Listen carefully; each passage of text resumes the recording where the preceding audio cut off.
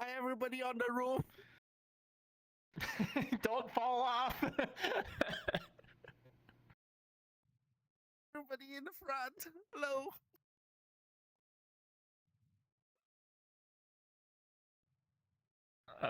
Yeah, I guess you want to start, Jason, or should I introduce us? Do you want to introduce us? Your choice. I'll start and then yeah. So hi everybody. We are from Team EOZ and we are here today. Thanks Tizzy and 1B for inviting us. Right. I'm Jason, founder, and this is Brad. Yeah, who's the project manager for all XR devices. Uh, we are here today to just talk about what we have done and what we have been doing with Trends Academy, and of course, here to celebrate the second birthday of Trends Academy. Everybody. Yeah, hi everyone. I'm Brad, and yeah, just like Jason said, we're really happy to be here. I think we've been really pushing as much as we can as a company to really support a lot of like community initiatives, not just in VR, but especially VR chat, and like VRC Trans Academy has been by far one of the ones we've heavily been impressed by and been wanting to support for a bit of time, and we've been seeing the initiatives kind of grow as well. We obviously released our straps in partnership with VRC Trans Academy to help support the nonprofit that VRC Trans Academy does very well to run. And yeah, I have so many familiar faces personally for me too, and just the audience, because again, this is a really important place, and what everyone's doing here, we're very happy to be here and show like our support for it and everything else. You know what? Let me kick it off by telling a little bit about what EOZ origin was, and then after that, Brad take over with the Trans Academy with EOZ collaboration, and then I guess we'll open questions for the audience to ask. You think that's okay? I think Right. that's perfect. Okay, here we go. So how did let me start by telling everybody how did Team EOZ get started. We got started with the uh, whole concept of EOZ after uh, decided to do a Tundra Tracker Kickstarter together with Tundra Labs. Yeah, so if people are familiar here, Tundra Tracker is one of those, one of the two main variants of lighthouse base station trackers that you can use for full body tracking now. I believe some of our users are here. I hope. And we were the manufacturing partner for Tundra trackers in China, right? So we are from Asia. I'm from Singapore personally, and Team EOZ is a registered company in Singapore. So we founded EOZ to be the manufacturing arm for Tundra trackers within China. Yep. And where did we come from? So previously, we were actually from the VR chat community as well. So that's how we got to go about doing trackers, right? So we noticed that there was a requirement for trackers that were a bit lighter and, had better batteries. And that's why we started. So when we started, we were three persons. It was myself, right? It was Luke Bino, was the father of the trackers, and as well as Zoe, which we love to call Mama Trackers. And what happened was that during the initial time, Thunder Tracker was created during the COVID period. I couldn't come back here, and we were all remote. So EOZ was founded as a remote company from day one. Zoe was in China, I was in Singapore, and Dino was in USA, Wisconsin specifically. So that's how we got started. And after we delivered 100 trackers successfully to all Kickstarters, we were then made painfully aware that there was a very big requirement for straps that are comfortable, that doesn't kill your feet when you use it for more than probably 3 to 4 hours. And that's when I came in together with Zoe. We created the iconic EOZ straps that you guys probably see uh, previously well into today. So all this happened about 2.5 years to 3 years ago during the midst of COVID. It was pretty challenging, but somehow we managed to do it.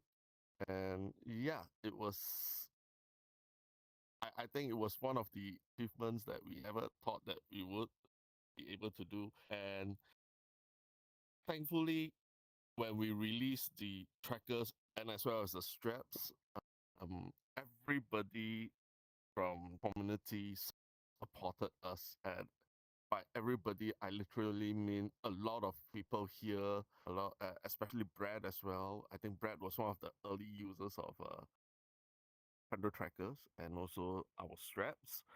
And I think we are so ever so grateful for it. And for that, we have adopted our company slogan as from the community for the community.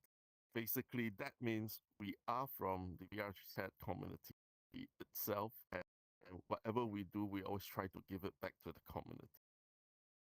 And then, so we have since then gone on to release version 2 of our straps, and since then we have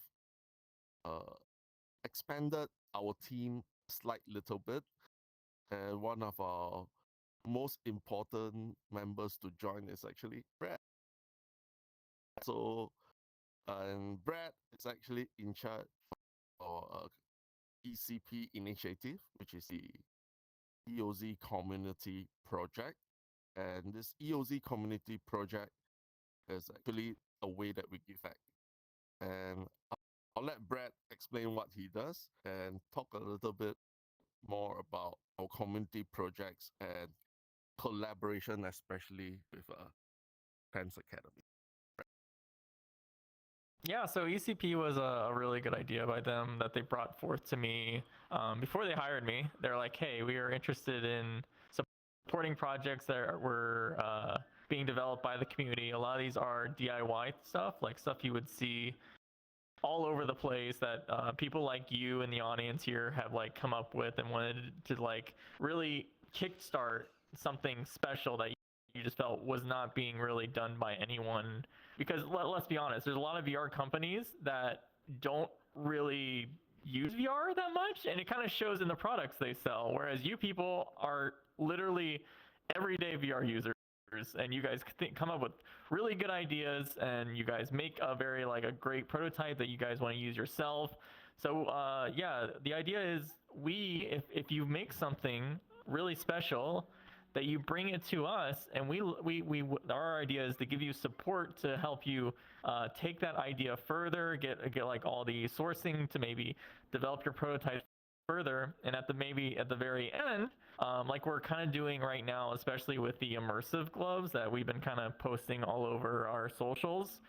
That started as just a one-person DIY project, and we've been really pushing the great project that Ruben of Immersive Gloves has done to get that to also a mass production state, like with the full fine-tuning of our factories in China, make it very easy for consumers to just buy something that started as a DIY project, but is going to eventually like reach the finish line, so other people can buy and support the original creator for this program. So we've had a lot of different entries, and it's been a lot of like, some ideas are just like way out there, and it's wonderful to see what people are thinking. Some ideas are like, we want to help them like understand a little bit more of like what an end user needs, because there's a little bit of a parallax and transition between DIY and end user as well. So it's been a wonderful just like a wonderful like learning experience for not only EOZ, because we also are learning how DIY people think about things and the community thinks about things, and it helps us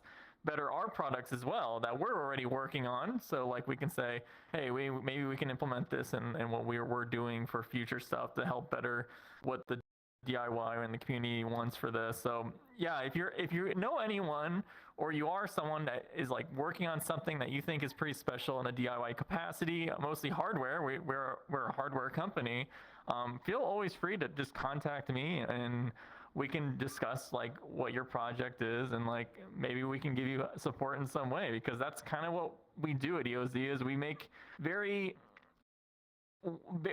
community focused hardware already, and we want to continue pushing that for as long as we can. So yeah. As long as we can, yes.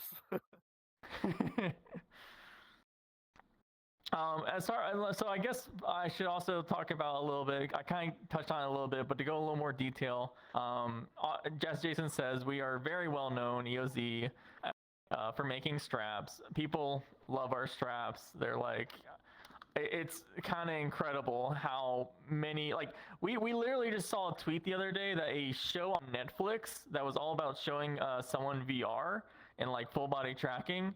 We didn't know this at all, but it was already published on Netflix that they were wearing our straps already in that Netflix show. So we're on freaking Netflix now, which is pretty cool and special. So like, it's wonderful to see all the people using our straps, and we're always trying to like kind of transition our straps to support the community even more. So we've been doing a lot of community initiatives and like partnering with companies. Like first we did Shelter, who is like one of the biggest nightclubs in VR chat, and that went pretty well, and that allowed us to then start talking to the fine members here at so the higher ups here at VRC Trans Academy, and they told us that they wanted to do a nonprofit, and that maybe we thought we could somehow design a strap for VRC Trans Academy that would go send proceeds of people who buy it to the nonprofit, and that has been going very well. And the design that, for the most part, I think VRC Trans Academy, they just came up with the design itself. Like they gave us a mock-up, and we were just like,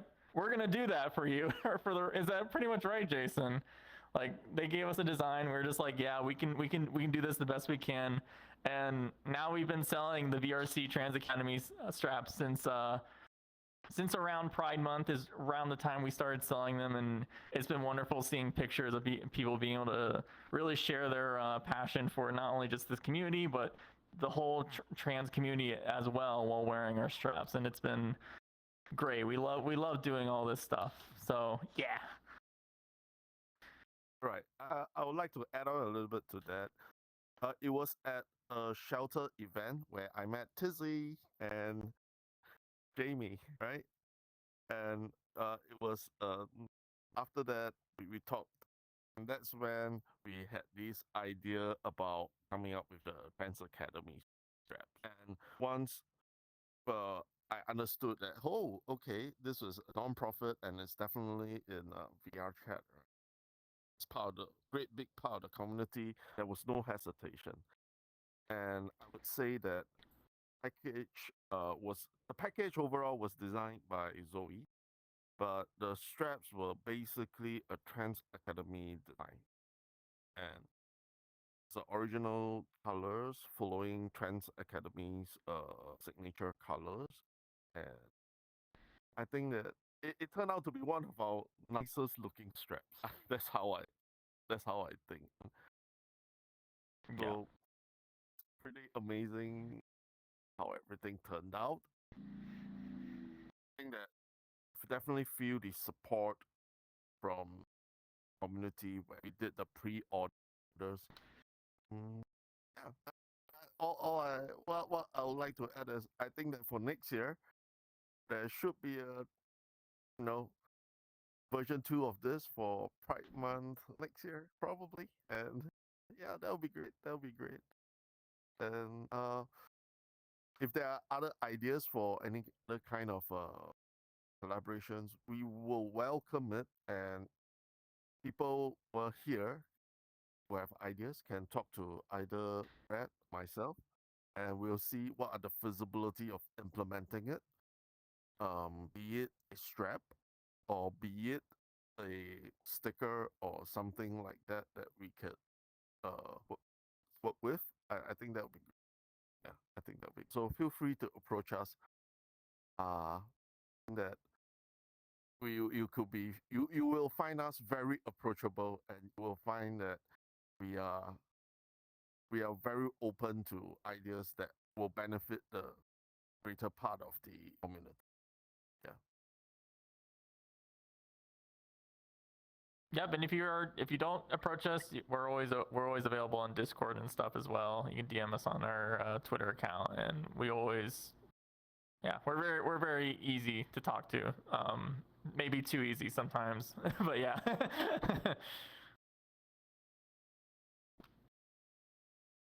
So yeah, is that what we want to open up questions now? Is that what we're looking to do? Yes, I'm fine. Yeah, yeah, I'm fine. Yes. Yeah, so if you have any questions about like ECP or EOZ and like Jason's history as well, maybe further in that, yeah, just raise your hand. We'd be happy to answer any questions you might have or any of our stuff we're trying to. I know we had a meetup recently that was all about immersive gloves, and we answered a lot of questions, not only just us, but like the original creator, who's obviously still involved with immersive gloves, gave a lot of technical questions during that. And yeah, just feel free to raise your hand, and we'll hopefully answer it well enough for you. That one? You, I see you. Noah's Ark. Hello, I got one. What inspired you to create EOZ, and what's the plan gonna be in the future for the like for the like future collabs and such?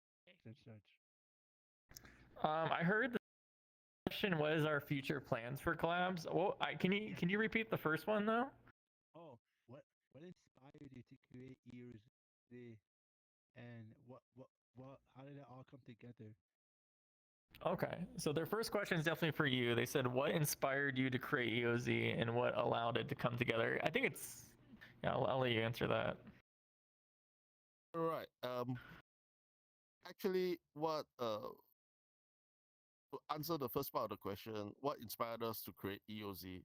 It was very simple. Going back to what I said, we made thunder trackers, manufactured them, and then I realized that there's a big problem with the straps that people were using back then, about 2.5 years ago.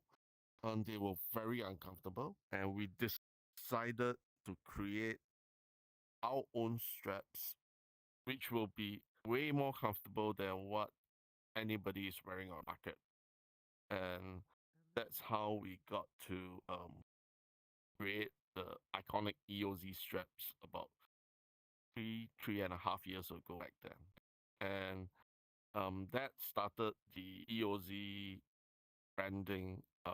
That started the EOZ brand on the market, right? And we created that strap. Well, after we created that strap, that's when actually interesting nugget, VR Chat approached us and told us, hey, if you guys are creating straps, you might want to know that we are going from 3-point full body tracking to 8-point, 11-point actually. So including your KMD and your both hands, that's 11 points. And that's when we decided to make the full suite of straps for full body tracking. And yeah, that's how we got started.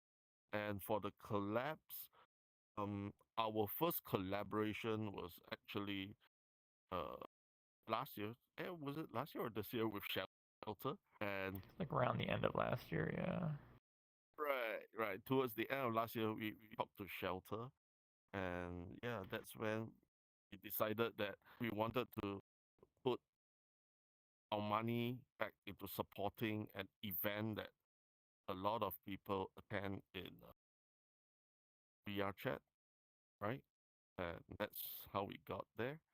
And as well as for Trans Academy, we wanted to really come in and support the community as well. And that's why we did. So does that answer the question? I want to be a little transparent too, because like I think what I was kind of like hinting at earlier is there's a lot of companies who sell stuff for VR, but like they don't really innovate as much because they don't really use it themselves, like the amount of hours that some of you people and us use VR, right?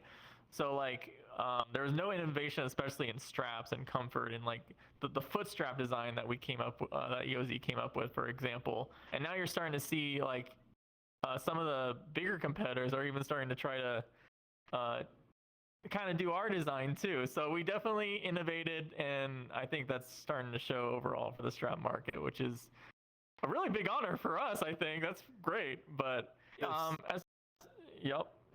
As far as like future collabs, we definitely like, you know, we're here to talk about VRC Trans Academy, but we are talking to some like large communities that I think would be pretty good for that. But I don't want to say too much yet. Yeah.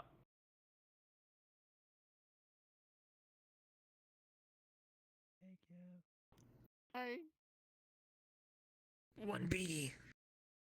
Yes. So I saw Zoe come in a bit late. I was just wondering, you know, if she wanted to do an introduction or something, because I'm interested to see what Shadow Leader ZoeYang means. So they want to. So Hey, Zoe. hey guys. Hello. Oh, perfect. Hey, can you hear me? Perfect. Fine. Oh, okay. Hey guys. Also, super happy to be here to celebrate the special day for Trans Academy. And I think our team already have a brief introduction. And earlier we had made the tender tracker and the EOZ straps, and also very proudly co-branding with Trans Academy and ShelterCon. And now our ongoing project, as Brad mentioned, is from the ECP, our immersive gloves and our face tracking. So we're happy to be here as we are a very community-driven company. So just feel free to ask, and yeah, if you have anything, it's a great chance to talk with you guys. And sorry, I got some problem with my PC, so it's kind of, yeah, in this way, talk to you. So I kind of want to like add. So I told them to write Shadow Leader for Zoe. Jason called her Mama Tracker, and that's also true.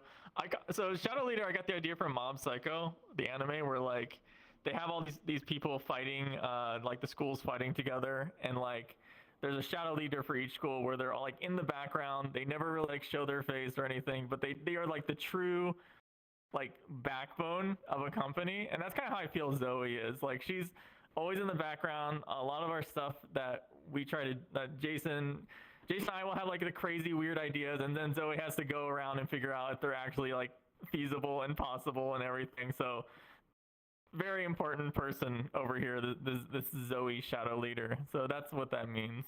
Yep. I would like to add another thing. You She's the one with answer. all the money.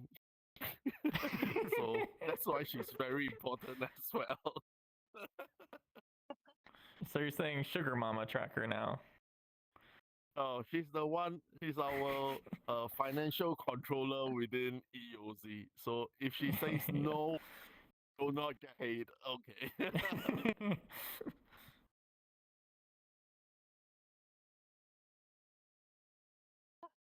Fluffy, you have a question? Hi. Fluffy? Yes, I do. Yes. Hi. So sometimes I do performances with live instruments and stuff in VR. And I have a prototype for some back of hand straps that would be really useful for that. Which let me track my hands while I'm playing guitar. Is that something you'd be interested in collaborating on bringing to mass manufacturing? Please get with me. You have no idea how much I've been. Yeah, get with me later. Get with me later. Absolutely. Okay. Please do. Yeah. Yeah. Awesome. Absolutely. I had a. I've been talking about that concept for so long. Oh my god. Yeah. I guess Jade can go first, and then I'll go. Oh, Jade. Yep. You want to? Yep. Yeah.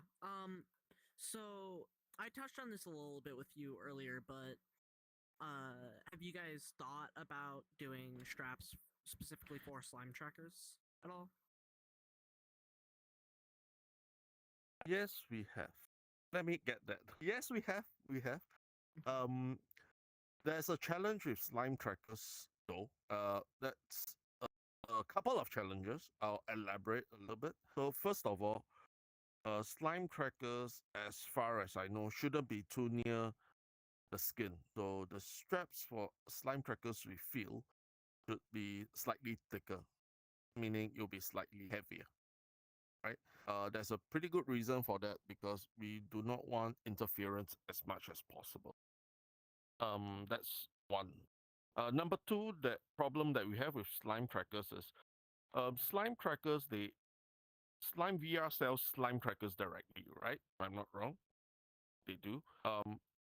But however, there are some slime trackers that people DIY and they might have a different form factor from slime itself. So currently we are thinking of a solution that will cover both, trying to have everything in one, kind of possible to fit a lot of form factors. That's a challenge right now that we have not overcome yet. We do not have a good solution for that yet, and that's why we don't have. To your question, yes, we did have some prototypes for slime trackers about 1.5 years ago. However, we never released those prototypes to the market due to the different sizes and different form factors, mainly. But we do have concepts for slime tracker strap, which actually covers all 11 points on the body. Yep. Well, Cool. Thank you could approach us in our Discord after that, and we could, talk about it. You might want to try our prototypes from about 1.5 years ago. We could talk in there. Okay. Thank you. Cool. Oh wait, Um, how much time do we have before we start running Well, we have away? 15 minutes technically. 15. Right. Okay. I see you. Oh, can I ask my question? No, you're good. Sorry. Yep, go ahead. Oh, cool. Sorry, I didn't want to interrupt. Something that's been on my mind a lot lately that I just don't really have the resources myself, or really the knowledge, especially not a 3D printer. I've had this idea bouncing around in my head that I haven't seen any company talk about. I feel like inside out, or like visual tracking of the hands, is becoming more and more common to see on headphones, or not headphones, on HMDs and like VR headsets. And it seems like a lot of VR gloves are kind of trying to be everything at once, where they'll jam the flex sensors, display, everything, and a tracker, and buttons, and a joystick on it at the same time. Something I've been thinking about a lot is something that's as low to the skin as possible, as comfortable as possible, just the controller, like just joystick and buttons, and leaving the actual tracking of finger joints to the camera, because that's already kind of a solved problem, and more just focus on the ergonomics, that you're not dealing with a bulky controller, but you at least have the satisfaction of having an actual joystick and buttons. That was at least something I thought was worth mentioning to you guys. I think we've talked about this quite a lot internally, right, Jason? Yeah, we talked about this quite a lot. We Brad and I had a lot of discussions regarding this concept where we make a glove, right? And then we use the glove to track when the camera does not see the hand. But we use the HMD's visual tracking when the hands are in view of camera. So we talked quite a fair bit about this, and however, ever since we did the glove, here's the funny thing: a lot of people started to come back and say, "Hey, we need controllers." Yeah, it's when we did the first version iteration of, so the current first iteration of our immersive glove, we had thought the same, and we actually do not have a physical control for that. It will actually rely on gestures within VR chat, right? To move around, to do your locomotion, to do your menus, to do your basically everything. However, ever since we did that, it looks like people are asking for physical controllers. But yes, I think that as technology progresses, as we get, as the big platforms get better and better at visual tracking of fingers, joints, and even your whole, I would say, the platform companies, what I see myself, what myself see, and I think Brad sees this as well. Platform companies are getting better and better at not only tracking your, joint on the fingers, they are also getting better and better at tracking your arms, and perhaps up to the point where, your forearms are.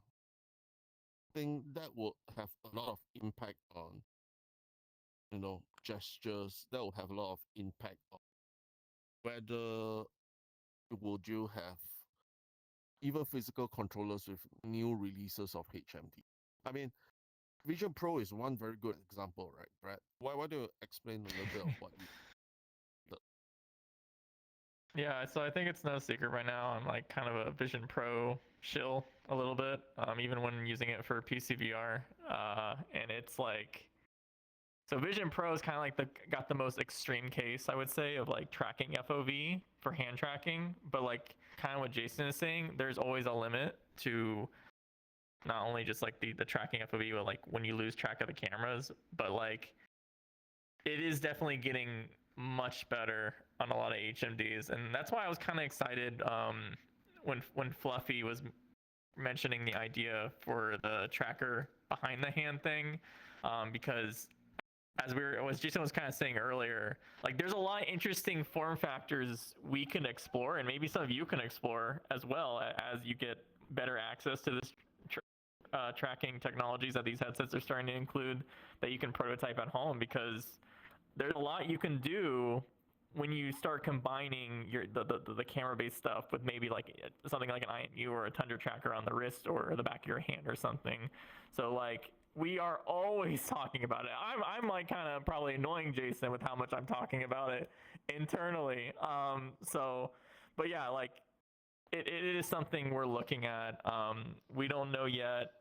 We're definitely for sure focused on immersive glove right now. But like, please, if you ever come with an interesting idea that leverages it, I mean, I get excited. I get excited talking about it because I think there is a lot there that could happen. Because obviously you lose haptics with the hand tracking that we have with camera stuff. So there's probably something there that people can explore too. There's a lot of stuff. There's a lot of stuff. So yeah, I love that you're thinking that way already. Thank you for that. Yeah. Thank you. Are there any other questions? If not, there are no other questions. I have a question. I have a question. What, Jason? Right. So I have a question that is for the great bigger community out here, right? And my question for the bigger community will be, please let us know. Please let us know if we are, doing, the collaboration that we have done with Trans Academy. Internally, we are very proud of it because it turns out to be one of our better looking straps we have. Ever since our launch, right? Ever since our launch of EOZ straps, it has turned out to be one of our better looking straps. Please let us know, and anybody has any idea how to improve it, right?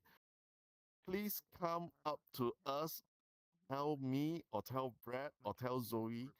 Please approach us, let us know what you would want to see, and please shoot us with, how to improve, especially if you have bought the bundle package, right, which included a pair of feet, strap. please come up to us, tell us. We would love any negative feedback. I mean, positive feedback is always good, but it's from negative feedback that we learn, right? Please approach us now or later or whenever. Please don't be shy. Come up, tell us, and we will be more than happy because the designing phase for a strap may take more than 6 months. And if we go from now to about 6 months, we actually just hit it. We might just actually hit it time for the next Pride Month next year.